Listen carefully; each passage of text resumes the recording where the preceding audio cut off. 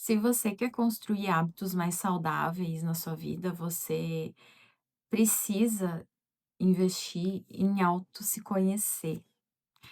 E eu vou trazer muito aqui nos nossos momentos de lucidez que o autoconhecimento ele é a chave para muita mudança de comportamento. Por quê?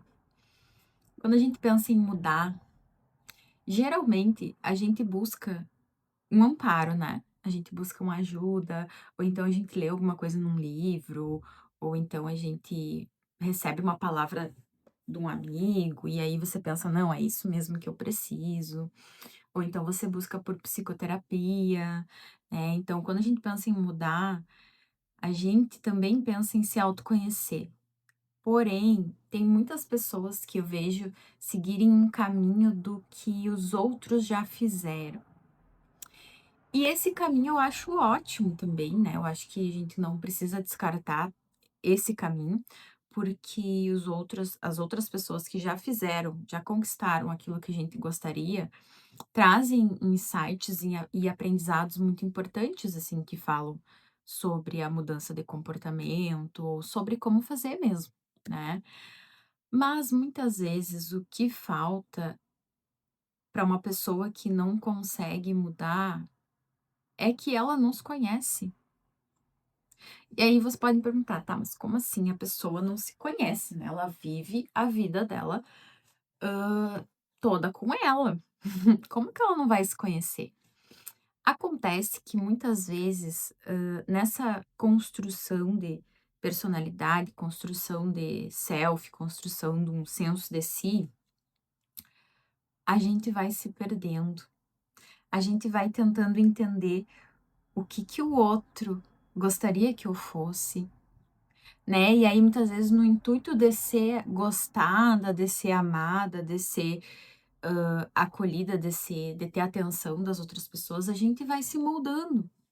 Não é bem aquilo que a gente gostaria, mas é o que o outro espera. E o processo de autoconhecimento, ele vai contra, né, esse olhar para o outro para só então olhar para mim. Esse processo de autoconhecimento, ele é como se fosse um mergulho, né, um mergulho interno. E quando a gente faz esse mergulho interno, a gente vai entendendo a nossa história e a gente vai colocando, organizando o que que é do outro, o que que é meu. Por exemplo, assim, eu sei que isso aqui é um desejo que uma pessoa importante para mim sempre teve, mas não é o meu desejo. Isso é o autoconhecimento.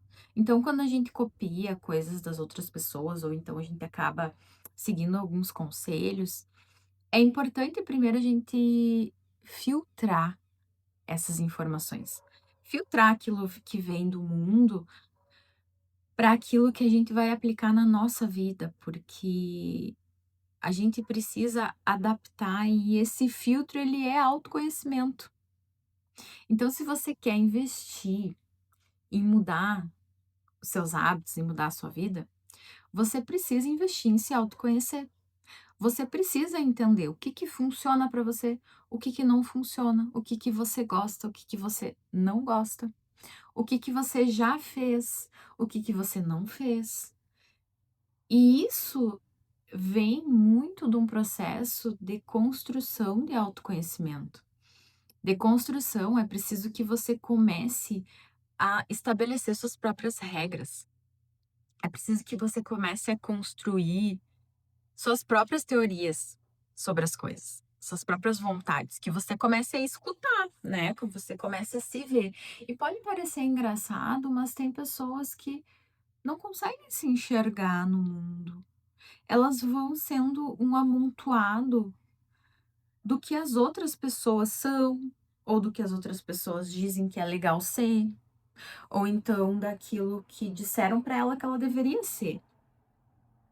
E muitas vezes essas pessoas elas não se sentem livres, elas não se sentem pertencentes. E aí elas entram num ciclo de frustração. Por isso que Eu não canso de bater na tecla de que você precisa investir no autoconhecimento, pra não só para construir hábitos mais saudáveis na sua vida, mas para construir um norte, para construir a sua própria vida.